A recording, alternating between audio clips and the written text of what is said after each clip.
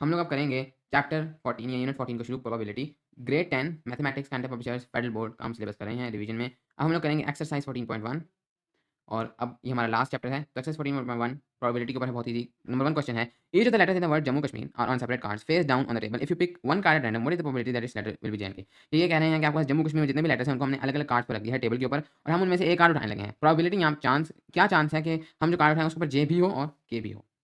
अब सबसे पहले हम लोग देख लेते हैं अपनी सैंपल स्पेस को। सैंपल स्पेस हमारे पास ये है, ओके। सैंपल स्पेस हमारे पास ये है जिसको हम ऐसे भी ज़ाहिर करते हैं कि हमारे पास पॉसिबल आउटकम्स कितने हैं, ओके। हमारे पास पॉसिबल आउटकम्स कितने हैं। जब हम लोग उस कार्ड को उठाएँगे तो कितने हमारे पास लेटर्स आ सकते हैं, ऑफ कोर्स जितने इसके अंदर लेटर्स हैं। तो उसको हम लोग एक सेट की सूरत में लिखते हैं, जे है, फिर बस ए है, फिर बस एम है, फिर हमारे पास दोबारा एम है। वैसे सेट्स में एक लेटर को 2 बार नहीं लिखा जाता, यहाँ पर हम लोग उसको दोनों बार लिखेंगे क्योंकि हमने एक्चुअली में 2 यहाँ पर हमारे पास कार्ड्स होंगे एम के, तो हमें यहाँ पर इसको 2 बार ही लिखना पड़ेगा। जम्मू और उसके बाद हमारे पास के है, फिर हमारे पास ए है, एस है, एच है, एम है, आई है और आर है। ये आपके पास तमाम वो लेटर्स हैं जिनके कार्ड्स मौजूद हैं टेबल के ऊपर। अब यहाँ पर एम आप एक बार नहीं लिखेंगे क्योंकि एम यहाँ पर अब अलग चीज़ बन चुकी है क्योंकि इसके अलग-अलग कार्ड्स हैं। तो ये हो गया आपकी सैंपल स्पेस। इन ये तो आपके पास पॉसिबल आउटकम्स हैं। लेकिन आपने यहाँ पर करना क्या है, यहाँ का जो इवेंट है, जो जिसकी हमें प्रोबेबिलिटी निकालनी है, हम उसको इवेंट कहते हैं। ओके, पहले मैं इसको सिर्फ लिखता हूँ, इवेंट क्या है कि हमारे पास बोथ जे एंड के आ जाए कार्ड पर। यहाँ पर वैसे अब आप खुद से सोचें, क्या ये पॉसिबल है कि हम हर लेटर को अलग-अलग कार्ड पे रख रहे हैं? हम अलग कार्ड बनाते हैं जे का और ए का और हम एक कार्ड उठाते हैं, हम दोनों ही उठा रहे हैं। उन्होंने कहा है पिक वन कार्ड। तो उस कार्ड पर जे भी मौजूद हो और ये एंड लफ्ज़ बहुत इंपॉर्टेंट है। उन्होंने ये नहीं कहा जे या के। अगर तो कहते हैं यहाँ जे मौजूद हो, यहाँ के, फिर तो बात ठीक थी। लेकिन वो कहते हैं जे भी मौजूद हो और के भी मौजूद हो, तो ऐसे तो पॉसिबल नहीं है। अगर हमने सेपरेट कार्ड्स पर उन्होंने खास तौर पे कहा है और हर लेटर को हमने सेपरेट कार्ड पर रखा है, तो एक ही कार्ड पर दोनों कैसे हो सकते हैं? तो इसकी प्रोबेबिलिटी खुद आप लॉजिक से बता सकते हैं कि 0 होगी, ओके? क्योंकि वो अब प्रोबेबिलिटी चांस 0 है, ऐसा हो ही नहीं सकता कि जे और के दोनों एक साथ एक कार्ड पर आ जाएँ जब हमने रखा ही हर को अलग-अलग कार्ड पर था। तो इस वजह से इसकी प्रोबेबिलिटी 0 होगी, फिर हम इसको फाइंड आउट करेंगे। तो प्रोबेबिलिटी फाइंड आउट करने का बहुत ही सिंपल तरीका है। अगर हमने इसको हम कहते हैं इवेंट ए, ओके? मतलब इस इवेंट का हम नाम रखते हैं। एक इवेंट का मतलब है ये काम हो। ये काम हो के जे और के भी आ जाए, इसको हम इवेंट कहते हैं। इस इवेंट की प्रोबेबिलिटी कि ये इवेंट हो जाएगा, वो आपके पास हम इस तरह से निकालते हैं favourable outcomes outcomes divided by possible outcomes, यहाँ सैंपल स्पेस, या दूसरे अल्फाज में हम लोग मतलब favourable outcomes divided by possible outcomes कहते हैं। हम लोग कहते हैं N of S divided by N of A. इसका क्या मतलब है, आपका इसको हम कहते हैं कार्नियल नंबर। किसी भी सेट के अंदर आपके पास जो उसके जितने मेंबर्स हैं उनके नंबर। सैंपल स्पेस के अंदर कितने मेंबर्स हैं, 1 2 3 4 5 6 7 8 9 10 11 12। तो एन ऑफ एस है 12। यहाँ पॉसिबल आउटकम्स आपके पास 12 हैं। एन ऑफ ए यानी इवेंट ए के अंदर कितने मेंबर्स हैं, इवेंट ए का मैं यहाँ पर सेट लिखता हूँ। क्या ऐसा पॉसिबल है कि जे और के दोनों आ जाएँ? तो ऐसा तो पॉसिबल नहीं। तो कितनी बार आपके पास जे और के दोनों आ जाएंगे, 0 बार। यानी इसका जो इवेंट है वो एक नल सेट है, ओके? इस तरह से हम इसको लिखेंगे। इसके अंदर आपके पास कुछ भी मौजूद नहीं है। तो यही चीज़ यहाँ पर भी होगी। एन ऑफ एस तो है आपके पास 11, राइट? 1 2 3 4 5 6 7 8 9 10 11 12। अच्छा 12 है। 1 2 3 4 5 6 7 8 9 10 11 12। आपके पास 12 तो पॉसिबल आउटकम्स हैं। लेकिन आपके पास नहीं, अच्छा ये, अच्छा एक चीज़ मैंने यहाँ पर उल्टी लिखी है। ये होगा आपके पास एन ऑफ, ये है आपके पास N of A divided by N of S. ऊपर आपके पास फेवरेबल आउटकम्स है, नीचे आपके पास पॉसिबल आउटकम्स है एन ऑफ एस। इस तरह से होगा, माय मिस्टेक। तो एनीवेज़ ऊपर आपके पास आएगा 0 क्योंकि ए इवेंट के अंदर कुछ भी नहीं है। Divide by S that is 12। तो आपके पास प्रोबेबिलिटी इज़ 0। यस, और हमने पहले भी इसको लॉजिकली डिराइव कर लिया था। नेक्स्ट है आपके पास what is the probability of rolling a dice. यहाँ पर डाई, राइट? डाइस आपके पास प्लूरल है, उसकी सिंगुलर आपके पास डाई होती है। वैसे अक्सर डाइस को एक भी लिया जाता है, लेकिन आमतौर पे जो रियल इंग्लिश में डाइस प्लूरल है और डाई डाई आपका सिंगुलर है। कहते हैं आप एक डाई को रोल करते हैं। डाई का आप सबको पता है, एक आपका क्यूब होता है जिसके आपके पास 6 साइड्स हैं। हर साइड पर आपके पास मतलब डॉट्स बने होते हैं जो नंबर्स को रिप्रेजेंट करते हैं।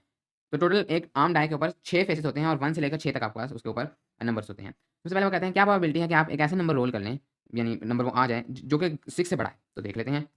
नंबर 1 क्वेश्चन में अगर हम लोग देखें तो हमारे पास हमारी सैंपल स्पेस क्या है। तो सैंपल स्पेस में पहले लिखा था क्योंकि डाई के लिए वो एक ही होगी दोनों में। सैंपल स्पेस जो हमारे पास आ सकते हैं, यानी कि अगर हम डाई को रोल करें तो हमारे पास कौन-कौन से नंबर आ सकते हैं, तो हमें हर किसी को पता है वो सिर्फ 6 नंबर होते हैं, राइट? 1 2 3 4 5 और 6। बाकी नंबर कोई मौजूद ही नहीं होता तो वो आएगा कैसे? तो ये सैंपल स्पेस है, इतने आ सकते हैं, ये पॉसिबल आउटकम्स हैं ये। लेकिन सबसे पहले अगर क्वेश्चन नंबर 1 में हम लोग देखें, मैं इसको कहता हूँ इवेंट ए। इवेंट ये है हमारे पास कि हम एक ऐसा नंबर ले आएँ जो 6 से बड़ा है। तो सैंपल स्पेस में कितने नंबर हैं जो 6 से बड़े हैं? तो एक भी नंबर ऐसा नहीं जो 6 से बड़ा है, तो इसका इवेंट ए बिल्कुल नल सेट है। ऐसा पॉसिबल ही नहीं कि आप 6 से बड़ा नंबर ले आएँ एक डाई के ऊपर। मैं ऐसे अगर प्रोबेबिलिटी निकालूँ ऑफ इवेंट ए, तो मेरे पास होगा N of A divided by N of S, या number of favourable outcomes divided by number of possible outcomes. N of A means 0 divided by 6, this is 0, right? 1 2 3 4 5 6, this is 0। तो आपके पास probability कि आप एक ऐसा नंबर ले आएँ, या चांस कि आप एक ऐसा नंबर ले आएँ जो कि 6 से बड़ा हो, ये आपके पास कितना है? 0। ऐसा पॉसिबल ही नहीं है कि आप एक ऐसा नंबर डाई पे ले आएँ जो आपके पास 6 से बड़ा हो। इसका ये हो ही नहीं सकता। इसके बाद आपके पास नंबर 2 पर है, इसको मैं कहता हूँ इवेंट बी। इसके अंदर आपके पास हो रहा है एक ऐसा नंबर आपने रोल करना है जो कि 3 या 3 से कम हो। तो क्या ऐसा पॉसिबल है कि हम हमारी सैंपल स्पेस में ऐसा कोई नंबर है जो 3 या 3 से कम हो? बिल्कुल। 1 2 और 3, ये तीनों नंबर जो हैं हमारे पास, ये 3 या 3 से कम है, तो हमारे पास इवेंट बी के अंदर 1 2 3 आएँगे। 4 5 6 नहीं आएँगे क्योंकि वो 3 से बड़े हैं। हमने निकाले हैं 3 से छोटे या 3 के इक्वल। तो ये हमारे पास है probability of the event B, N of B divided by N of S, यानी 3 इसके अंदर है, 3 डिवाइडेड बाय 6। तो 2 आपके पास प्रोबेबिलिटी है, नहीं सॉरी 2 नहीं, 1 डिवाइडेड बाय 2, 1 डिवाइडेड बाय 2 आपके पास प्रोबेबिलिटी है कि आपके पास इवेंट भी हो जाएगा। मतलब 1 डिवाइडेड बाय 2 अगर आप लोग परसेंटेज में कन्वर्ट कर लें, तो मैं इसको परसेंटेज की फॉर्म में लिख दूँ। परसेंटेज की फॉर्म के लिए मुझे ये ज़रूरी नहीं होता प्रोबेबिलिटी का, लेकिन आपको 100% से मल्टीप्लाई करना पड़ता है एज़ ऑलवेज़। कैलकुलेटर में आप इसको सिर्फ 100 से मल्टीप्लाई करेंगे, परसेंटेज आपको खुद से लिखना है। अब आप इसको 100% हमेशा मल्टीप्लाई कर सकते हैं, क्योंकि 100% 1 ही होता है, right? 100% is equal to 1, 100 divided by 100।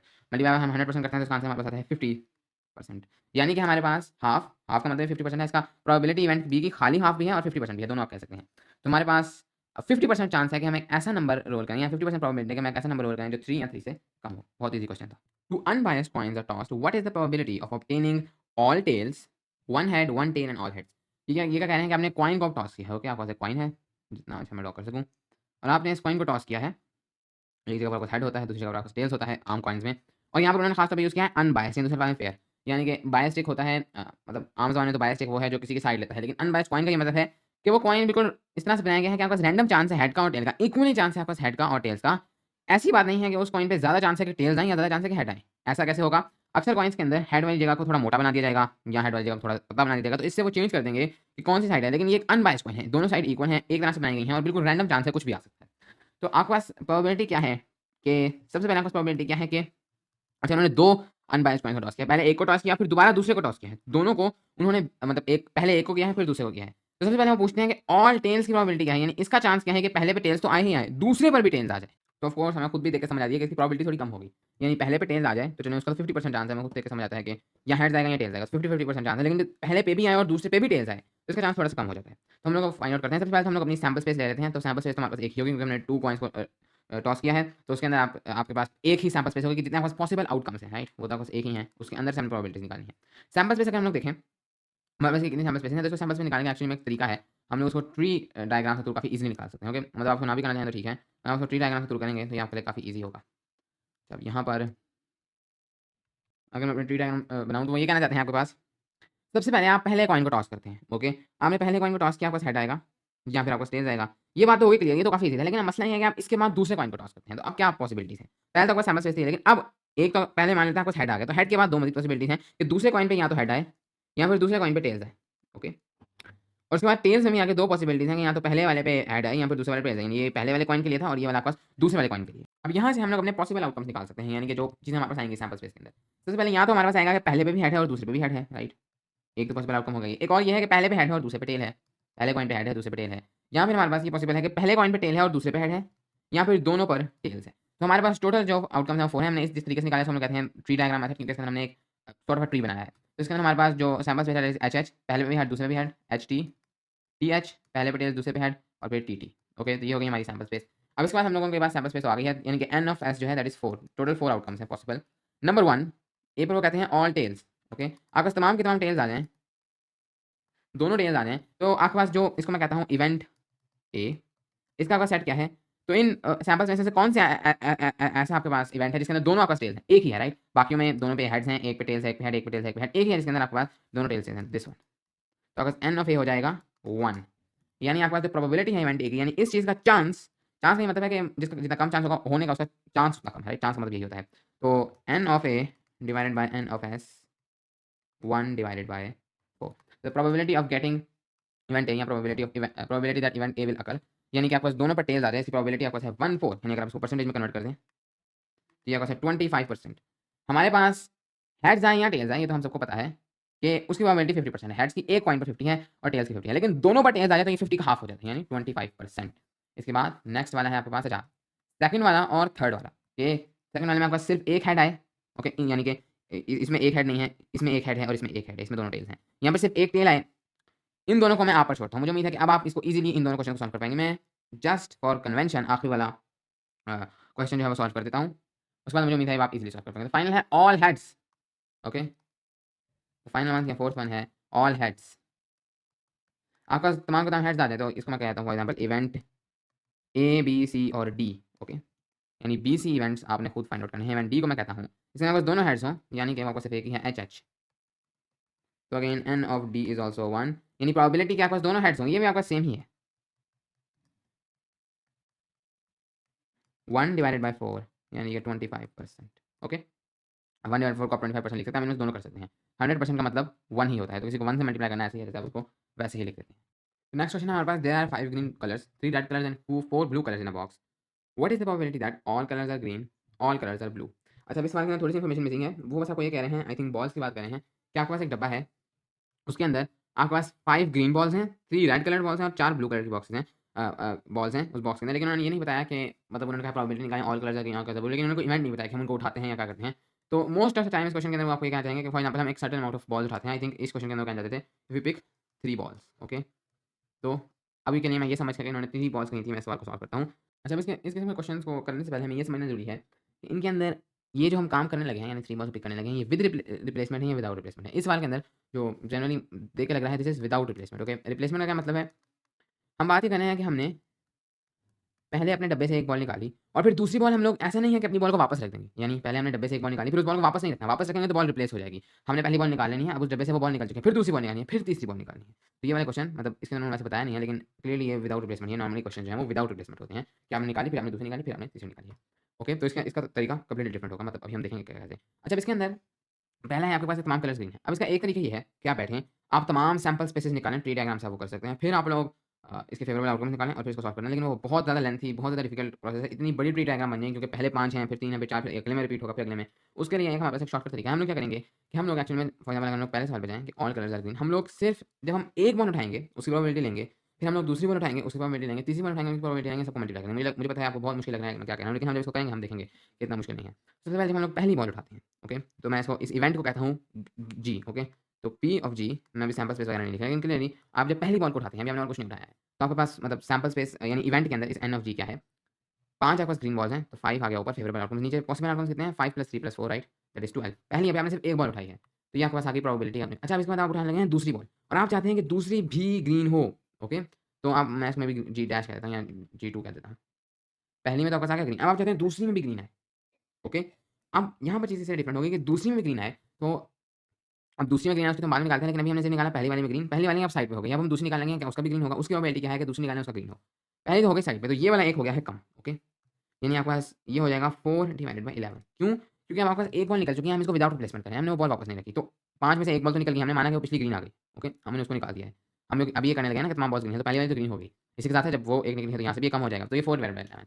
लेकिन हम अब चाहते हैं कि तीसरी भी ग्रीन आ जाए, यानी अब ये दोनों साइड पे हट गई, अब हमने तीसरी निकालनी है, तो अभी हो जाएगा 3/10, राइट? अब सिर्फ 3 बॉल्स बची हैं ग्रीन, उन्हीं की प्रोबेबिलिटी है और टोटल नंबर 10 बच गया है। अब अगर आपने निकालना है P G one intersection G two intersection जी3, इस इंटरसेक्शन का क्या मतलब है? इसका मतलब है एंड, यानी जी1 भी हो, यानी आप पहली में ग्रीन उठाएँ, दूसरी में ग्रीन उठाई है, पहली में ग्रीन उठानी है, दूसरी में, तीसरी में। आप चाहते हैं ये भी हो, ये भी हो, ये भी हो। ये सब बैक वक़्त हो। यहाँ पर आप यूज़ करे हैं एंड, और यूज़ नहीं करें आप। और होता, वो ये होता ये हो जाए, चलो ये नहीं होता तो ये हो जाए, ये हो जाए। इनमें से कोई एक भी हो जाए, उसकी प्रोबेबिलिटी क्या है? इसके अंदर तीनों के तीनों एक साथ हों। तो उसके अंदर आप इन तीनों को इंडिविजुअल को मल्टीप्लाई कर देंगे। और याद रखें ये हम लोग कर रहे हैं विदाउट रिप्लेसमेंट। अगर ये होता विद रिप्लेसमेंट, तो हमारे पास ये भी 5/12 होता, ये भी 5/12, क्योंकि हम बॉल वापस रख रहे थे, तो हम 5/12 वगैरह को मल्टीप्लाई करते हैं, लेकिन अब हम ऐसा नहीं करेंगे। सबसे पहले ये हमारे पास इक्वल हो जाएगा 5/12 मल्टीप्लाइड बाय 4/11 मल्टीप्लाइड बाय 3/10। ये एक शॉर्टकट मेथड है कंपेयर टू अगर हम इसको फुल उससे करें। और आप सोच रहे हो कि हम बीच में मल्टीप्लाई क्यों करें, हम ऐसा क्यों करें? तो यहाँ पर आई थिंक इसके बारे में आपको इतना परेशान होने की जरूरत नहीं है। ये थोड़ा एडवांस तरीके से इस चीज़ को हम प्रूव करेंगे। अभी के लिए फॉर दिस स्टेज आप लोग सिंपली इसको याद कर सकते हैं। अगर आप ट्री डायग्राम बनाएं तो शायद आपको हल्का फुल्का आइडिया भी हो जाए कि हम यहाँ पर मल्टीप्लाई क्यों करें। एनीवेज हमने इन तीनों को मल्टीप्लाई कर देना, तो हमारे पास हमारी प्रोबेबिलिटी आ जाएगी कि तीनों हमारे पास 12 हैं, ओके? मतलब तीनों हमारे पास green. So this will be 1/22। तो इस चीज़ की प्रोबेबिलिटी कि हमारे पास तीनों कलर्स ग्रीन हैं, ये है 1/22। मैं आप पर ये छोड़ता हूँ कि जब हमारे पास तीनों कलर्स ब्लू हों, तो फिर हमारे पास क्या प्रोबेबिलिटी होगी। और उसके बाद ये हमारे पास क्वेश्चन है, consider a random experiment of tossing 3 coins, each coin only once, यानी हमने 3 कॉइन्स को टॉस किया है और उनमें से एक कॉइन को हमने एक बार टॉस किया है। तो इसमें हम कहते हैं find the sample space S if you want to determine the exact sequence of tails and heads obtained. हमने एग्जैक्ट सीक्वेंस देखनी है कि पहले पहले में हेड आता है, दूसरे में हेड आता है, तीसरे में हेड आता है, पहले में टेल, और इस तरीके से सीक्वेंस के लिए अगर हमने सैंपल स्पेस निकालनी है वो आप निकाल दें, तो सबसे उसका बेस्ट तरीका है हम लोग यूज़ करें अपने ट्री डायग्राम को। हमने 3 टॉसेस किए हैं, तो हो सकता है पहले टॉस में हमारे पास आया हेड्स, और हमारे पास मतलब हमने जो टॉसेस किए हैं यहाँ पर, मतलब पहले टॉस में आया हेड्स, फिर आया टेल्स। थोड़ा सा दूर बना सकता हूँ, इस तरीके से हम ट्री डायग्राम को बनाते हैं कि ये शुरू से हम शुरू है इस तरह से, और उसके बाद मज़ीद जाकर ये टूटा है हेड्स और टेल्स में, ये दूसरी बारी हो रहा है। और उसके बाद फिर इसके अंदर भी हेड्स और टेल्स होगा, क्योंकि अब तीसरी बार भी हम कर रहे हैं, राइट? फिर हमारे पास सैंपल स्पेस बनेगी सीक्वेंस के लिए, वो हम लोग जैसे निकाल सकते हैं। ये हमारे पास हो जाएगी H H H H H T H H H T थी, और हमारे पास एच टी एच और H T T T H H T H T T T H T T T. तो ये हमारे पास पॉसिबल यहाँ पर हमारे पास आउटकम्स हो जाएंगे। यहाँ हमारे पास सैंपल स्पेस हो जाएगी, जो हम एग्जैक्ट सीक्वेंस ऑफ ट्रायल्स देखें, तो जो एस होगा हमारे पास वो इसका सेट होगा, तो मेरे में ये सेट होगा, खुद लिख लेंगे एच एच एच, उसके बाद अपने कॉमा जाते जाने हैं। सेकंड में कहते हैं find the sample space if you want to observe a number of heads. अच्छा यहाँ पर उन्होंने 2 टाइम्स लिखा है, आई थिंक 3 टाइम्स लिखा देते थे हम, ऊपर उन्होंने बताया कि हमने इसको 3 बार टॉस किया है। अब वो कहते हैं अब आप नंबर ऑफ हेड्स निकालें, यानी कि इन तीनों टाइम्स हमने टॉस किया, तो अब हमने एक्चुअल में सीक्वेंस हम ऑब्जर्व नहीं करें, हम लोग यहाँ पर नंबर ऑफ टाइम्स को ऑब्जर्व करें हैं कि हेड्स जो है वो कितनी बार आया है। यानी कि अब हमारे पास सैंपल स्पेस होगी। अब आप मुझे बताएं कि इस बड़ी सैंपल स्पेस के अंदर हेड जो है वो कितनी बार आ रहा है। पहली बारी में तो हेड आ रहा है 3 बार, फिर हेड हमारे पास आता है 2 बार, फिर हेड हमारे पास आता है 2 बार, फिर हेड हमारे पास आता है 1 बार। तो हमारे पास और मतलब इन तमाम के अंदर हमारे पास एक ऐसा भी वक्त है जब हेड आता ही नहीं है, एक ऐसा भी वक्त है जब हेड सिर्फ 1 बार आता है, मतलब इनके भी 2-3 बार वक्त होंगे, और एक ऐसा भी वक्त है जब हेड तीनों बार आ जाता है। तो हमारे पास जो इस खास तरीके से सैंपल स्पेस बनेगी कि हमने नंबर ऑफ हेड्स देखने हैं। एक तो केस है कि हमारे पास आए ही ना कोई, यहाँ पे हमारे पास हो सकता है 1 आ जाए, यहाँ हो सकता है 2 आ जाए, यहाँ हो सकता है 3 आ जाए, 4 तो नहीं आएंगे, 4 तो हम टॉस नहीं करें। तो इस तरीके से हम लोग अपने सैंपल स्पेसेस बनाएंगे। Car show room owner offers cars with the following options. आपके कार्स इन ऑप्शंस के साथ है हिंट, और इसके अंदर आपके पास है, ये आपके पास ऑप्शन है विद ऑटोमेटिक ट्रांसमिशन। आपके पास ऑटोमेटिक ट्रांसमिशन है गाड़ियों के अंदर। कुछ गाड़ियाँ जिनके अंदर एयर कंडीशनिंग है, और कुछ गाड़ियाँ हैं जिनके अंदर 3 एक्सटीरियर कलर्स हैं, यानी कि उनके अंदर आपके पास जो बाहर के कलर्स हैं वो आपके पास 3 हैं। यानी पहले आप लोगों के पास ऐसी गाड़ियाँ हैं जिनके अंदर ऑटोमेटिक ट्रांसमिशन हो, यहाँ पे ना हो, या फिर जिनके एयर कंडीशनिंग हो, यहाँ पे ना हो, या फिर इन 3 कलर्स में से इनका कोई सा कलर हो। और इसके अंदर हमें इसकी ट्री डायग्राम ड्रॉ करनी है। यानी सवाल में बहुत ईजी है, बस हमने कहा है ट्री डायग्राम ड्रॉ। तो बहुत सिंपली हम इसकी ट्री डायग्राम ड्रॉ कर सकते हैं। सबसे पहले हमारे पास यहाँ तो गाड़ी है, मतलब हम इधर से डॉट से शुरू करते हैं, इधर लेकर आते हैं 2 ब्रांचेस ट्री की। यहाँ तो हमारे पास गाड़ी है मैनुअल, मतलब पहली जो ऑप्शन थी, यहाँ पर हमारे पास है वो ऑटोमेटिक। फिर इसी के अंदर मैनुअल के अंदर हमारे पास 2 कंडीशन हो सकती हैं, मज़ीद ऑप्शन हो सकती हैं कि या तो हमारे पास उसके अंदर एसी मौजूद है, एयर कंडीशनिंग है, विद एयर कंडीशनिंग, या फिर नो एसी, यानी इसमें कोई एयर कंडीशनिंग सिस्टम मौजूद नहीं है। और यही चीज़ हमारे पास ऑटोमेटिक में भी होगी। ऑटोमेटिक के अंदर एसी हो सकता है और कोई एसी नहीं हो सकता। और फिर मज़ीद एसी वाली गाड़ी के अंदर 3 कलर्स हो सकते हैं, जो उन्होंने हमें 3 एक्सटर्नल कलर्स दिए हैं। This colour 1, this is colour 2, and then this is colour 3। और उसके बाद हमारे पास जब कोई एसी नहीं है तो उसके अंदर भी हमारे पास 3 कलर्स हो सकते हैं। और फिर अगेन ऑटोमेटिक के अंदर जब हमारे पास एसी है तभी हमारे पास 3 कलर्स हो सकते हैं। इनको थोड़ा स्पेस से बनाना चाहिए था। और फिर जब हमारे पास कोई ऐसी नहीं तभी हमारे पास 3 कलर्स हो सकते हैं। तो ये है हमारी ट्री डायग्राम, बहुत सिंपली हम लोग बना सकते हैं, जस्ट विजुअलाइज़ करने के लिए कि हमारे पास कितनी पॉसिबिलिटीज़ हैं। नेक्स्ट क्वेश्चन हमारे पास काफ़ी इंटरेस्टिंग है। वो कहते हैं देयर आर 200 कोविड-19 पेशेंट्स, जो कि ऑब्सोलीट हो चुका है, in a private hospital in Lahore. Of this 20 are selected to undergo a special treatment that increases the percentage cure rate from 60 to 85%। What is the probability that a patient receive a special treatment. तो experiment करने लगे हैं वो बेचारे patients के ऊपर। वो कहते हैं कि इनके अंदर से 200 में से 20 को हम लोगों ने एक स्पेशल ट्रीटमेंट दी है, यानी एक स्पेशल ट्रीटमेंट जो खास तरीका है। और स्पेशल ट्रीटमेंट के अंदर जो चांस है, मतलब ज़िंदा बचने का या क्योर होने का, दूसरे अल्फाज़ में, वो आम ट्रीटमेंट से तो 60%, लेकिन हम स्पेशल ट्रीटमेंट करें तो 85% हो जाएगा। तो वो 20 खुशकिस्मत लोगों का ज़िंदा बचना ज़्यादा मुमकिन है। तो वो कहते हैं कि इसकी क्या प्रोबेबिलिटी है कि एक पेशेंट है, वो इतना तो पता है कि वो क्योर हो गया है, वो ज़िंदा बच गया है। इसकी क्या प्रोबेबिलिटी है कि उसको एक स्पेशल ट्रीटमेंट मिली होगी? ऐसा क्या चांस है कि वो उसको आम के बजाय स्पेशल ट्रीटमेंट मिली थी? ओके, तो ये हम करेंगे, और ये नए तरीके से होगा। हम यहाँ पर एक थ्योरम यूज़ करेंगे। सबसे पहले हमने यहाँ पर फाइंड आउट क्या करना है, हमने यहाँ पर एक्चुअल में फाइंड आउट करना है कि प्रोबेबिलिटी हो कि वो बंदा गुजरा है एक स्पेशल ट्रीटमेंट से स्लैश सी। इसका क्या मतलब है, जब हम इस तरह से लिखते हैं, हम ये कह देते हैं कि प्रोबेबिलिटी कि वो एस को मैं कह रहा हूँ स्पेशल ट्रीटमेंट, और सी को मैं कह रहा हूँ वो क्योर हुआ है, कि वो एक स्पेशल ट्रीटमेंट से गुजरा है। स्लैश सी का मतलब है ये चीज़ हमने मद्देनजर रखनी है कि सी ऑलरेडी हो चुका है। तो सी इवेंट ये है कि वो क्योर हो चुका है, और एस इवेंट ये है कि उसको स्पेशल ट्रीटमेंट मिली थी। हमने ये प्रोबेबिलिटी निकालनी है कि एक बंदा ऑलरेडी क्योर हो चुका है, तो सी हो चुका है, यानी स्लैश सी का मतलब है सी ऑलरेडी हो चुका है, सी के बाद एस ने होना है। तो पहले सी ऑलरेडी हो गया, यानी वो क्योर ऑलरेडी हो गया। अब हम उसमें प्रोबेबिलिटी निकालने वाले हैं कि अब कितना चांस है कि वो स्पेशल ट्रीटमेंट से गुजरा हो। ये वाला हम लोग कैसे फाइंड आउट करेंगे कि इसकी प्रोबेबिलिटी कि वो स्पेशल ट्रीटमेंट से गुजरा है, ये चीज़ कंफर्म है कि वो क्योर हो चुका है। तो इसको हम लोग एक थ्योरम के थ्रू सॉल्व करते हैं। यहाँ पर हमें थ्योरम याद ही करना पड़ेगा, वो बहुत सिंपल थ्योरम है। आपने सबसे पहले इसको हटा देना है। आपने करना है कि इसकी क्या प्रोबेबिलिटी है कि वो क्योर हुआ है अगर उसको स्पेशल ट्रीटमेंट मिली थी तो, यानी इसी चीज़ की क्या प्रोबेबिलिटी है कि वो क्योर हुआ है अगर उसको स्पेशल ट्रीटमेंट मिली थी। तो मल्टीप्लाई हमने इसको करना है विद पी ऑफ एस, यानी इस पहले वाले के साथ, और डिवाइड अपने इसको करना है विद पी ऑफ सी। तो ये बात है, पहले हमने इसको उल्टा के लिखना है, मल्टीप्लाई अपने इसको करना है पहले के साथ, डिवाइड करना है इसको दूसरे के साथ। तो ये बात है बेस थ्योरम। यहीं पर इसी को यूज़ करके हम लोग अपनी प्रोबेबिलिटी फाइंड आउट कर लेंगे। तो सबसे पहले हमें जो है वो बाकी तमाम वैल्यूज़ आनी चाहिए। तो सबसे पहले हम लोग एक चीज़ को फाइंड आउट करते हैं, पी सी ऑफ एस, यानी वो क्योर हो चुका है अगर उसको स्पेशल ट्रीटमेंट मिली। तो ऑलरेडी दे चुके हैं कि अगर उसको स्पेशल ट्रीटमेंट मिले तो वो 85% प्रोबेबिलिटी है कि वो क्योर हो जाएगा। तो प्रोबेबिलिटी आपको 85%। यहाँ पे अगर हम लोग इसको डेसिमल्स की फॉर्म में लिखें, 85 डिवाइडेड बाय 100, तो ये आपको हो जाता है, क्योंकि परसेंटेज को हम लोग लिख सकते हैं डिवाइडेड बाय 100, ये आपको हो जाएगा 0.85। तो इसकी प्रोबेबिलिटी कि वो यानी पी सी एस के वो क्योर हुआ है अगर उसको स्पेशल ट्रीटमेंट मिली थी, दैट इज़ 0.85। इसके बाद प्रोबेबिलिटी कि उसको स्पेशल ट्रीटमेंट मिली है, ये कितनी है? तो 20 लोगों को उन्होंने स्पेशल ट्रीटमेंट दिया आउट ऑफ 200, तो ये हो गया 20 डिवाइडेड बाय 200 मीन्स 1/10। ओके, यहाँ पे अगर आप परसेंटेज के मामले में निकालें तो 10%। ओके, अब इसके बाद हमारे पास जो फाइनल चीज़ आ गई है, दैट इज़ पी ऑफ सी। इसको हम लोग थोड़ा ट्रिक से निकालेंगे, यानी कि वो क्योर हो गया है। अब क्योर होने की आपके पास 2 सिचुएशन थी, या तो वो जाता स्पेशल ट्रीटमेंट को, या हो जाता अनस्पेशल ट्रीटमेंट को। मैं उसको कहता हूँ यू, यानी कि या तो आपके पास ये पॉसिबल था, आपने यहाँ पे ये करना है कि इस चीज़ की प्रोबेबिलिटी कि वो स्पेशल ट्रीटमेंट के अंदर भी जाए और क्योर भी हो जाए। पहले हमने अगर ये चीज़ की थी पी सी ऑफ एस, इसका ये मतलब है कि स्पेशल ट्रीटमेंट के अंदर वो पहुँच गया, अब वो क्योर हो जाए, इसकी क्या प्रोबेबिलिटी है। अब हम लोगों ने ये प्रोबेबिलिटी निकालनी है सी इंटरसेक्शन एस, कि वो आप मतलब ऐसे इंटरसेक्शन भी उसको कह सकते हैं कि वो आपके पास स्पेशल ट्रीटमेंट वाले में भी जाए और क्योर भी हो जाए। इसकी क्या प्रोबेबिलिटी है? पहले ये जो सी स्लैश है इसका डिफरेंस है ये है कि वो स्पेशल ट्रीटमेंट तो पहुँच के उसको छोड़ दें। अब उसकी क्या प्रोबेबिलिटी है कि वो क्योर होगा? ये वो है कि वो आर्म से शुरू है, वो स्पेशल ट्रीटमेंट वाले ग्रुप के अंदर भी जाए और वो क्योर भी हो जाए। तो इसको हम लोगों ने फाइंड आउट करना है, मतलब पहले हम लोग लेंगे ये और एक्चुअली मुझे तो इसको सी स्लैश ऐसे लिखना है, राइट? यानी कि सी स्लैश मतलब इसी तरह होगा कि पहले वो आपके पास स्पेशल ग्रुप में यहाँ पर तो हम सिर्फ निकाले थे, वो स्पेशल ग्रुप में चला गया, आप उसको भूल जाएँ।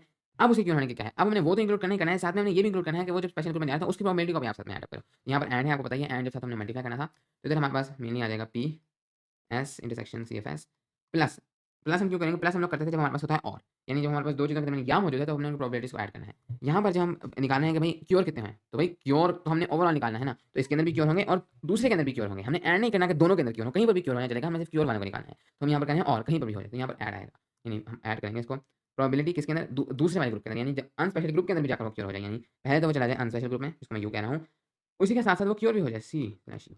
इन दोनों को जो हम ऐड करेंगे, यानी कि भाई हमने तो सिर्फ निकालना है क्योर का, तो यहाँ इसके अंदर चला जाए, यहाँ ये हो जाए, इन दोनों में से कोई एक हो जाए और है तो इनको हम ऐड करेंगे दोनों की प्रोबेबिलिटीज़ को। ओके, इसको हम लोग कैसे फाइंड आउट करेंगे? तो इन दोनों को हम लोग मल्टीप्लाई कर देंगे पी ऑफ एस एंड, यानी ये हमारे पास हो जाएगा, हम उसको फाइंड आउट करेंगे, ये हो जाएगा P of S multiplied by P C S plus P of U multiplied by P C slash U. Okay, तो हम लोग देखते हैं हमारे पास इसमें क्या है, पी एस है। ओके, पी एस है हमारे पास, पी सी स्लैश एस भी है, पी यू क्या हमारे पास ये है, तो ये है तो नहीं, हम जल्दी से निकाल लेते हैं। वो अनस्पेशल ग्रुप में जाते हैं, इसकी क्या प्रोबेबिलिटी है? तो 20 लोग तो गए हैं हमारे पास स्पेशल ग्रुप में, तो बाकी कितने बचते हैं? हमारे पास बचते हैं 180 पीपल। ओके, तो इसकी हमारे पास प्रोबेबिलिटी हो जाएगी 180 divided by 200, that is going to be 9 divided by 10। इसकी 1 डिवाइडेड बाय 10 बाकी जितनी है वो इसकी है 90%, लेकिन वो अनस्पेशल ग्रुप में है क्योंकि बहुत थोड़े लोगों को वो ग्रुप में भेजे हैं, मेजॉरिटी पीपल बदकिस्मत हैं। बाकी ये कि वो अब क्योर भी हो जाएँ, अनस्पेशल ग्रुप में तो पहुँच गए, साथ में वो क्योर भी हो जाएँ। इसकी उन्होंने ऑलरेडी हमें बताई थी कि इसका चांस है हमारे पास 60%, आम जो नॉर्मल है 60% मीन्स 0.6 या फिर 0.6 होगा आपका 60%, अगर आप उसको डिवाइड बाय 100 कर दें, या 3 divided by 5, 3 divided by 5। Okay, अब हम लोग इसको इजीली फाइंड कर सकते हैं पी ऑफ सी को, this is going to be P of S है हमारे पास 110 multiplied by P C S C slash S, that is 0.85 plus P U, this is 9 divided by 10 multiplied bye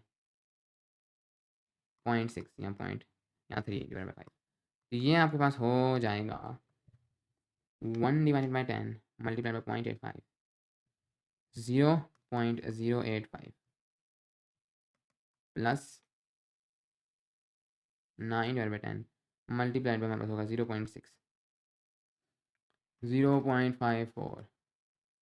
okay, so 0.085 plus 0.54, this will be 0.625 या फिर दूसरे अल्फाज में 5 divided bye 8।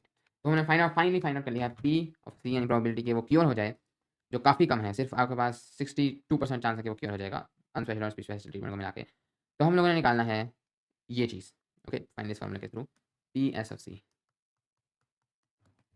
P C of S that is going to be 0.85 multiply हम लोग करने वाले हैं by P S that is 1/10 divide हम लोग इसको करने वाले हैं with P of C that is 5/8। ये हमारा होगा फाइनल आंसर। प्रोबेबिलिटी इस चीज़ की कि अगर कोई बंदा क्योर हुआ है तो वो स्पेशल ग्रुप से है, इसका कितना चांस है कि आपको एक बंदा मिला, वो कहता है कि मैं जिंदा बच गया हूँ, इसका कितना परसेंट चांस है कि वो उसको स्पेशल ट्रीटमेंट मिली थी, क्योंकि उसको तो पता नहीं है। अगर हम इसको करें, दिस इज अराउंड 0.136 या तकरीबन, अगर उसको मल्टीप्लाई बाय 100 कर दें, 13.6% चांस है कि उस बंदे को एक स्पेशल ट्रीटमेंट मिली थी। बाकी मेजॉरिटी चांस ये है कि वो अनस्पेशल ट्रीटमेंट से क्योर है, क्योंकि अनस्पेशल ट्रीटमेंट मेजॉरिटी लोगों को अनस्पेशल ट्रीटमेंट ही मिली है कोविड-19 के अंदर। नेक्स्ट क्वेश्चन, वो कहते हैं कि आपके पास 2 गर्ल्स हैं और 2 बॉयज़ हैं। वो कहते हैं 2 girl students and 2 boy students एक क्लासरूम में एंटर करते हैं और 4 सीट्स पड़ी हैं एक रो में। इसी की प्रोबेबिलिटी है कि जो लड़के हैं वो आखिरी 2 सीट्स लेंगे, यानी आपके पास 4 सीट्स पड़ी हैं और आखिरी दोनों में बॉयज़ आएँगे और अगली दोनों में गर्ल्स आएँगी। इस चीज़ की क्या प्रोबेबिलिटी है? यानी वो रैंडमली सीट्स ले लेंगे। तो सबसे पहले जो पहला लड़का दाखिल होगा, तो इसको मैं कहता हूँ बी डै मतलब B1, कि वो पहली बारी आकर इन सीट्स पे बैठता है। तो इस चीज़ की क्या प्रोबेबिलिटी है कि वो आखिरी दोनों में से किसी एक सीट पे बैठेगा, अभी सिर्फ एक दाखिल हुआ है। तो प्रोबेबिलिटी होगी 2/4। 4 सीट्स हैं, उसने आखिरी दोनों में से किसी पे भी बैठना है हमारी कंडीशन के लिए, राइट? आखिरी दोनों में से पहला वाला तो आखिरी दोनों में से किसी पे भी बैठ सकता है, तो वो तो 2 कंडीशन है, 2 2/4। लेकिन पी-बी2 क्या है? बी2 मैं कह रहा हूँ, अब दूसरा स्टूडेंट दाखिल हुआ और उसने आखिरी 2 में से किसी पे बैठना है। अब एक तो ऑलरेडी ऑक्यूपाइड है, एक ही बचती है, तो उसके पास सिर्फ एक ही पॉसिबिलिटी है, ये हो जाता है 1/3 क्योंकि वो सिर्फ 3 सीट्स बची हैं। तो अब उसी तरीके से अगर हमने इन दोनों को एक साथ करना है कि वो पहली में भी बैठे और दूसरी में भी बैठे, सो ये हो जाएगा हमारे पास 2/4 multiplied by 1 divided bye 3। Okay, इसके बाद ये हमारे पास हो जाएगा 2/12 यानी कि 1/6। तो इस चीज़ की प्रोबेबिलिटी, ये दोनों लड़के हैं वो एग्जैक्ट आखिरी वाली सीट्स लेंगे, इसकी प्रोबेबिलिटी है आपके पास 1/6। अगर हम लोग परसेंटेज में देखें तो ये है हमारे पास 16.67%, यानी इतना हमारे पास चांस है कि वो दोनों आखिरी सीट्स पर बैठते हैं। बाकी हमारे पास चांस है कि वो दोनों आखिरी सीट्स पर नहीं बैठते एक साथ। ऐसा नहीं है कि कोई एक भी बैठ जाए, कोई एक भी बैठता तो फिर यहाँ पर हमारे पास और होता और हम यूनियन का साइन लगाते। और में हम लोग ऐड कर देते हैं प्रोबेबिलिटी, लेकिन यहाँ पर और नहीं, उन्होंने कहा है एंड। अ कमेटी ऑफ 7, एक कमेटी आपने बनानी है जिसके अंदर 7 लोग हैं, जो भी selected at random from 8 main and 6 women. 8 आपके पास मर्द हैं और 6 आपके पास ख़वातीन हैं, और वो कहते हैं कि इनके अंदर से आपने 7 लोगों की कमेटी बनानी है। इस चीज़ की प्रोबेबिलिटी फाइंड करें कि नंबर 1 वो कमेटी उसके अंदर 5 मर्द हों और 2 ख़वातीन हों, यानी कि उसके अंदर 5 मेन हो और 2 वुमेन हो एक साथ, बीच में एंड है और वो टोटल 7 हो जाएँगे। इस चीज़ की हमने प्रोबेबिलिटी फाइंड आउट करनी है। ओके, तो पहला वाला मैं करूँगा, दूसरा वाला आप लोग खुद करेंगे। फर्स्ट वन में आपके पास 5 women and 5 main and 2 women. सबसे पहले इस चीज़ की प्रोबेबिलिटी है कि आपके पास 5 मर्द हों। सबसे पहले तो अब हम ये फाइंड करते हैं कि अगर हमने 5 मेन को चूज़ करना है, उसकी क्या प्रोबेबिलिटी, ओके? 5 मेन। इसको मज़ीद हम लोग कैसे फाइंड आउट करेंगे? हम लोग सबसे पहले फाइंड आउट करेंगे कि एक अगर हमने मर्द को चूज़ करना है इस कमेटी में से, इन लोगों में से, तो उसकी क्या प्रोबेबिलिटी है? सबसे पहले एक मर्द को चूज़ करेंगे, तो मैं इसको कहता हूँ पी ऑफ एम, ओके? यानी एक हमने मेल को चूज़ करना है, तो इसकी हमारे पास क्या प्रोबेबिलिटी है? सिर्फ एक को। तो ये तो हमारे पास होगा 8 डिवाइडेड बाय 14, राइट? ये हमारे पास हो जाएगा 8 डिवाइडेड बाय 14, क्योंकि हमारे पास टोटल जो बंदे हैं वो 14 हैं, उनमें से हमने हमारे पास 8 फेवरेबल आउटकम्स हैं, 8 हमारे पास मर्द हैं, उनमें से हम कोई एक भी चूज़ कर सकते हैं। तो इतनी ज़्यादा प्रोबेबिलिटी है कि हम लोग एक मर्द तो चूज़ कर ही लेंगे। इसके बाद हम लोग इसी के बाद एंड के साथ दूसरा मर्द भी चूज़ कर लें। मैं इसको कहता हूँ M2, इसको मैं कहता हूँ M1। हम लोग पहला तो चूज़ कर लिया, अब दूसरा भी चूज़ कर लें, तो एक तो ऑलरेडी निकल चुका है, तो ये हो जाएगा 7 डिवाइडेड बाय 13। इसके बाद P ऑफ M3, ये हमारे पास कितना होगा? ये अच्छा, एक और चीज़, इसका सिंबल को आप थोड़ा अच्छे तरीके से भी लिख सकते हैं, मतलब इसको हम लोग लिख सकते हैं स्लैश M1, तो वो ज़्यादा चलेगा कि M2 तो है दूसरा बंदा, स्लैश M1 के पहला ऑलरेडी हो चुका है। ओके? तीसरे में अगर हम लोग सिंबल बनाएँगे, तो ये हमारे पास कुछ इस तरीके से बनेगा कि अब हमारे पास कंडीशन ये है कि M1 और M2 दोनों हो चुके हैं। ओके? यानी ये हो जाएगा हमारे पास 6 डिवाइडेड बाय 12, क्योंकि अब एक और बंदा कम हो चुका है, एक मर्द पहले ही निकल चुका है, तो सिर्फ 6 बच गए हैं। फिर हम लोग चूज़ करते हैं अपने पास चौथा बंदा। प्रोबेबिलिटी ये है, मतलब कंडीशन ये है कि हमारे पास पहला, दूसरा और तीसरा ऑलरेडी चूज़ हो चुके हैं। तो हमारे पास होगा 5 डिवाइडेड बाय 11। हम लोग चूज़ करते हैं अपना 5वां बंदा जो हमने फाइनल चूज़ करना था। ये हो जाएगा M1, M2, M3 और M4 भी हो चुके हैं। This is going to be 4 divided by 10। तो ये हो गई हमारी तमाम प्रोबेबिलिटीज़। अब 5 बंदों को हम लोग एक साथ सबको चूज़ कर लें। इसकी प्रोबेबिलिटी जैसे हमें पता है, हम इन सबको मल्टीप्लाई कर देंगे। तो अगर मैं इन सबको मल्टीप्लाई कर दूँ, तो मैं कह सकता हूँ कि मेरे पास प्रोबेबिलिटी होगी 5 मेन की। मैं इसको साइड लिख देता हूँ। ये मेरे पास हो जाएगा 8 divided bye 14 multiplied by 7 divided by 13 multiplied by 6 divided by 12 multiplied by 5 divided bye 11 multiplied by 4 divided by 10। अब इस सबको मल्टीप्लाई कर देते हैं, तो हमारे पास 5 मर्दों को चूज़ करने की प्रोबेबिलिटी आ जाएगी। 8 divided bye 14 multiplied by 7 divided by 13 multiplied by 6 divided by 12 multiplied by 5 divided bye 11 multiplied by 4 divided by 10। तो ये होगा हमारे पास 4 डिवाइडेड बाय 143। सो अब है हमारे पास के 2 वुमेन को हम लोग चूज़ कर लें, इसकी क्या प्रोबेबिलिटी है? तो सबसे पहले मतलब आप इसको अलग निकाल सकते हैं। सबसे पहले ही हम लोग वुमेन को चूज़ करने से क्या प्रोबेबिलिटी है, अब आपने ये चीज़ याद रखनी है कि ऑलरेडी हम लोग इधर पहुँच चुके हैं। तो पहले हम लोग 5 मैन चूज़ करें, फिर हम लोग 2 वुमेन चूज़ करे हैं। तो ऑलरेडी हम लोग 10 पर पहुँच चुके हैं, तो हमारे पास सिर्फ 10 बंदे रह गए हैं। उसके अंदर हमारे पास 6 वुमेन हैं। तो पहली जो हमारे पास होगी that will B 6 divided by 10 multiplied by 5 divided bye 9, right? क्योंकि अब हमारे पास 14 बंदे नहीं बल्कि 10 बंदे रह गए हैं, जो नहीं बल्कि हमारे पास 9 बंदे रह गए हैं। 4 बंदे ऑलरेडी, ये तो 10 था, 10 वाला भी निकल गया अब। अब हमारे पास 9 बंदे रह गए हैं, 6 डिवाइडेड बाय मल्टीप्लाइड बाय हम लोग करेंगे 5 डिवाइडेड बाय 8, ओके? इसको हम लोग कर लेंगे। तो ये हमारे पास आ जाएगा कि हम लोग 5 बंदों के बाद, यानी कि हमने ये निकालना है स्लैश 5 मैन के ऑलरेडी 5 बंदों वाली हो चुकी है, ओके? हम ये निकाल रहे हैं। तो ये हमारे पास हो जाएगा 6 9 मल्टीप्लाई बाय 5 8। तो ये हमारे पास आएगा 5 divided by 12, okay? Right, something like that. इन दोनों को एक साथ हो जाएँ, ये 5 मैन भी हो जाएँ और 2 वुमेन भी हो जाएँ। 2 वुमेन स्लैश 5 मैन भी हो जाए, यानी पी 5 मैन एंड 2 वुमेन, मतलब तब जब हमारे पास 5 मैन ऑलरेडी हो चुके हैं और ये दोनों हो जाएँ, ओके? तो इसकी होगी हमारे पास 4143 multiplied by 512 4143 multiplied by 5 divided by 12। This is going to be, so इसको अगर हम लोग देखें 4143 multiplied by 5 divided by 12, this is 5 divided by 429, okay? 5 divided by 429। अब यहाँ पर एक चीज़ ज़रूर है, आपको शायद लग रहा हो कि ये हमारा आंसर आ चुका है, राइट? हमने निकालना था अगर हम 5 बंदे लेते हैं और 2 वुमेन लेते हैं तो उनकी प्रोबेबिलिटी क्या है, लेकिन एक्चुअली में हमारे पास ये आंसर नहीं है। यहाँ पर एक छोटी सी ट्रिक है। वो मसला ये है कि हमने यहाँ पर एक ऑर्डर के तहत इनको निकाला है। हमने पहले 5 मर्द दिए हैं और उसके बाद हमने 2 वुमेन दिए हैं, राइट? हमने इसी तरह से इसको किया है, राइट? 1 2 3 4 5। लेकिन क्या हमेशा इस तरह होगा? नहीं, उन्होंने तो मैं कहा है कि बस हम 5 मर्द लें और 2 वुमेन। वो तो इस तरह भी हो सकता है, पहले 2 वुमेन हो फिर 5 मर्द, पहले 1 वुमेन हो फिर 1 मर्द, फिर 1 वुमेन, या पहले 1 वुमेन हो फिर 2 मर्द। तो इस तरह से तो बहुत सारी वेज़ हैं जिस तरीके से हम इनको 5 मर्द और 2 वुमेन में अरेंज कर सकते हैं। तो पहले तो हम लोग निकालते हैं कि वो वेज़ कितने हैं जिसमें हम लोग 5 मर्द और 2 वुमेन को इन 7 स्लॉट्स में फिट कर सकते हैं। आप खुद से सोचें, तो हमारे पास, अगर हम इसको लॉजिकली सोचें, हमारे पास टोटल 7 सीट्स हैं, ओके? अगर हम उनमें से किसी में, अगर हमारे पास टोटल 7 सीट्स हैं, 1 2 3 4 5 6 7, हमने इनमें से यहाँ पर क्या करना है कि किसी भी 2 पर हमने अपनी खवातीन को बिठा देना, तो मैं भी मैं इस पर बिठा देता हूँ और मैं भी मैं इस पर बिठा देता हूँ, राइट। बाकी सीट्स पर ऑटोमेटिकली मर्द बैठ जाएंगे, मतलब मैंने सिर्फ यहाँ पर खवातीन को बिठाना है और किसी सीट पर मैंने खवातीन को नहीं बैठने, तो ऑटोमेटिकली बाकी पांचों सीट पर मर्द ही बैठेंगे। अब मैं कितने तरीकों से पहली जो लड़की है उसको मैं इन सब पे बिठा सकता हूँ। तो पहली लड़की को मैं अगर इन सब पे बिठाऊँ तो मेरे पास टोटल 7 पॉसिबिलिटीज़ हैं, राइट। मेरे पास टोटल 7 पॉसिबिलिटीज़ हैं, इनके तहत मैं इस पर तमाम लड़कियों को बिठाता हूँ। लेकिन इसके बाद मैंने जब दूसरी लड़की को बिठाना है, तो फिर मेरे पास कितनी पॉसिबिलिटीज़ हैं? फिर मेरे पास पॉसिबिलिटीज़ हैं 6, क्योंकि एक बार ऑलरेडी लड़की बैठ चुकी है। तो मैं अगर 7 को 6 से मल्टीप्लाई कर दूँ तो ये मेरे पास टोटल पॉसिबिलिटीज़ हैं कि मेरे पास अगर मतलब पहली पे लड़की बैठती है या दूसरी पर, तो इस तरीके से मेरे पास यहाँ आता है 42, यानी 42 अलग-अलग तरीकों से मैं ये वाली अरेंजमेंट्स कर सकता हूँ, राइट, मेन और वुमेन वाली। ओके, क्योंकि मैंने अगर कोई से मैं 2 पर सिर्फ वुमेन को बिठा रहा हूँ, तो वो ऑटोमेटिकली हमारे पास उस ऑर्डर, अगर मैं किसी तरीके से ये जान लूँ कि मैं कितने तरीकों से उन वुमेन को बिठा सकता हूँ, तो इसका मतलब ये है कि मैं कितने तरीके से वो सीक्वेंस कर सकता हूँ। पहली बारी तो मैं सिर्फ 7 तरीकों से बिठा सकता हूँ, दूसरी वाली बारी में सिर्फ 6 से, और मैं दोनों के साथ एक साथ करना है तो मैं मल्टीप्लाई कर दूँगा। तो इसका आंसर आ गया है मेरे पास 42। लेकिन एक और चीज़ है, हमने जब यहाँ पर किया है, तो क्या इस चीज़ में फ़र्क है कि अगर हम लोग इनको साथ-साथ बिठा दें, ओके? यानी कि मैं पहली इधर वुमन बिठाऊँ और मैं दूसरी इधर वुमन बिठाऊँ, एक चीज़ ये है, या इसके अलावा एक दूसरा वे ये है कि मैं दूसरी वुमन इधर बिठाऊँ और पहली वुमन इधर। क्या इन दोनों में कोई फ़र्क होगा? राइट? मतलब मैं इसको वहाँ ले जाऊँ, इसको वहाँ ले जाऊँ, नहीं, यहाँ पर तो इन दोनों में कोई फ़र्क नहीं होगा, क्योंकि हैं तो दोनों वुमेन, हम तो वुमन के हिसाब से देख रहे हैं। तो इस वजह से यहाँ पर हमें हमारे पास ये इन दोनों को भी, यानी यहाँ से इसको यहाँ तक ले जाने के लिए, यहाँ से इसको यहाँ तक ले जाने के लिए, ये वाला मेथड इसके अंदर एक डबल चीज़ काउंट कर रहा है, तो मुझे इसको डिवाइड बाय 2 भी करना पड़ेगा, क्योंकि मैं ऐसे जो साथ-साथ हैं इनको नहीं चाहता। तो ये हो जाएगा 42 डिवाइड बाय 2, यानी कि 21। तो 21 टोटल वेज़ हैं जिनसे हम लोग 5 वुमेन और 5 मेन और 2 वुमेन को अरेंज कर सकते हैं। ओके, हमने यहाँ पर सिर्फ एक मेथड की प्रोबेबिलिटी निकाली है। तो अगर 5 तरह के डिफरेंट मेथड हैं, तो हमें क्या करना है? हमने हर मेथड की प्रोबेबिलिटी को ऐड करते जाना है, राइट? अब अगर आप देखें तो हमने सिंपली इनको मल्टीप्लाई आउट ही किया था, तो इसका मतलब ये है कि हम जो मर्ज़ी कॉम्बिनेशन रख लें, हमारे पास आंसर तो एक ही आएगा, राइट? अगर हम लोग पहले 2 वुमेन ले लें, तो 5 डिवाइड बाय 12, क्योंकि मल्टीप्लाई तो कम्यूटेटिव है। तो इस वजह से हर सीक्वेंस की प्रोबेबिलिटी उसके अकेले इस तरह से वो यही है, 5 डिवाइड 4 टू 9। बस हमें अब उन तब सबको ऐड करना है, क्योंकि अब हम चाह रहे हैं, और हम कहते हैं कि इन ये जो जितने भी कॉम्बिनेशंस हैं, पहले 5 मर्द, 2 वुमेन, या पहले 2 वुमेन, जिस तरह, और टोटल इस तरह के वेज़ 21 हैं। यानी कि एक वे तो ये हो गया कि पहले 5 मेन है, फिर 2 वुमेन, एक और वे ये हो सकता है पहले 2 वुमेन, फिर 5 मर्द, फिर एक और वे ये है कि 1 वुमेन, 1 मर्द, इस तरीके से टोटल जितने तरीके हैं वो हैं 21। ओके?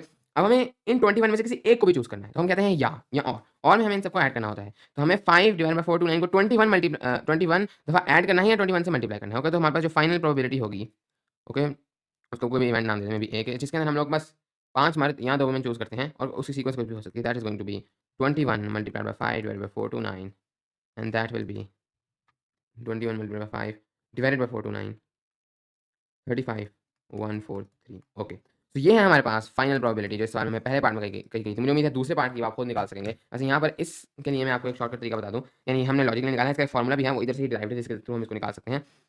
अगर मैंने ये नंबर ऑफ वेज़ फाइंड करने हो, तो मेरे पास टोटल कितनी सीट्स हैं? वो है 7, और मैंने इनको 2 हिस्सों में स्प्लिट करना है और उसके नंबर ऑफ वेज़ फाइंड करना है। तो इसका फॉर्मूला बहुत ही सिंपल है।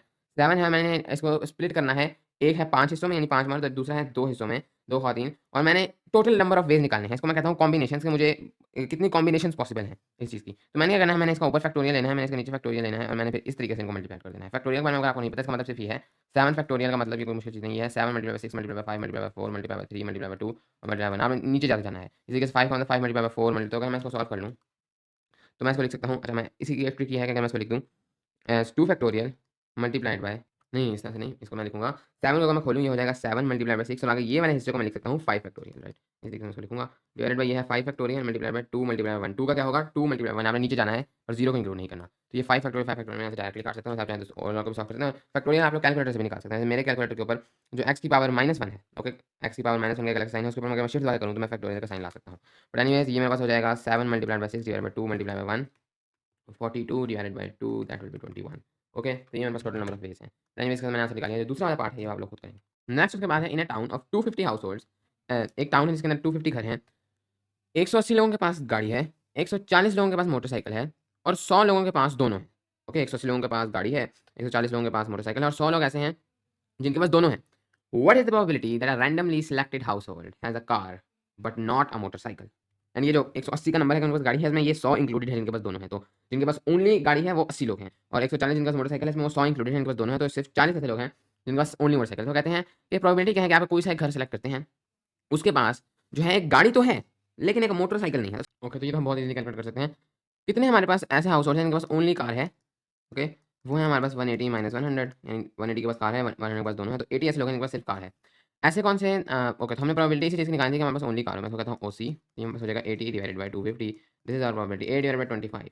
ये है हमारी प्रोबेबिलिटी कि हमारे पास सिर्फ कार होती है। तो बहुत ही ईज़ी क्वेश्चन था आपके पास, दिस इज़ राइट, 32% चांस है आपके पास कि घर के पास सिर्फ और सिर्फ गाड़ी हो। नेक्स्ट क्वेश्चन, आखिरी दोनों क्वेश्चन इसी तरह के हैं। मुझे उम्मीद है आप इनको समझ भी खुद से सकेंगे, और इनको कर भी सकेंगे बहुत ही ज़्यादा ईज़िली। तो इसके साथ ही हमारी एक्सरसाइज कंप्लीट हो गई। Thank you very